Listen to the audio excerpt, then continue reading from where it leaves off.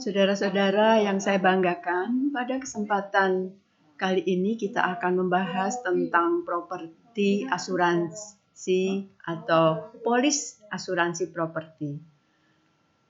Adapun properti yang dimaksud adalah terdiri dari properti yang terikat pada tanah dan properti yang tidak terikat pada tanah.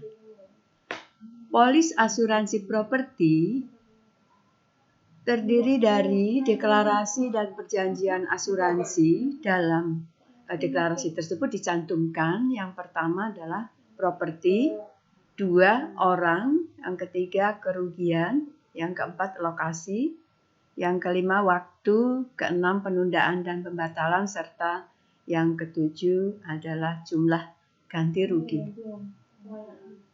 Adapun risiko yang diasuransikan, yang pertama adalah api. Api didefinisikan sebagai pembakaran yang berlangsung dengan kecepatan yang menimbulkan nyala, pijar, atau kobaran. Yang kedua, petir. Petir dapat merusak properti. Pada mulanya properti disambar petir, kemudian timbul kebakaran yang merusak properti.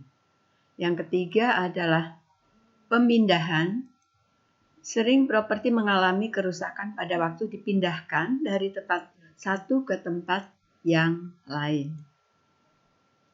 Asuransi properti mencantumkan nama tertanggung atau nama wakil yang sah tertanggung seperti wali, agen, trustee, eksekutor kekayaan tertanggung.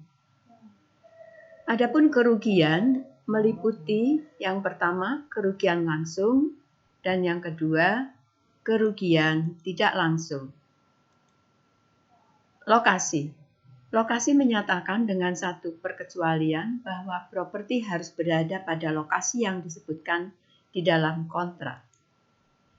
Kemudian waktu. Waktu berisi waktu mulai berlakunya pertanggungan, yaitu jam, hari, minggu, dan bulan. Penundaan dan pembatalan. Polis memungkinkan untuk dilakukan penundaan pertanggungan jika timbul dua kondisi.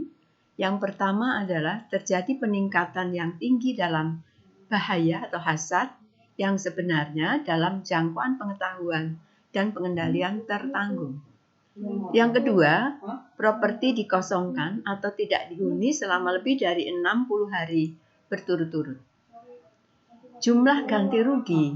Penanggung berjanji membayar ganti rugi dalam hal terjadi kerusakan sebesar nilai tukar aktual, kerugian sebesar biaya perbaikan, atau penggantian properti dengan bahan yang sama sejenis dan mutunya. Formulir lampiran polis standar kebakaran. Tertanggung yang menginginkan dan membutuhkan pertanggungan lebih dari polis standar kebakaran menambahkannya pada formulir lampiran atau form.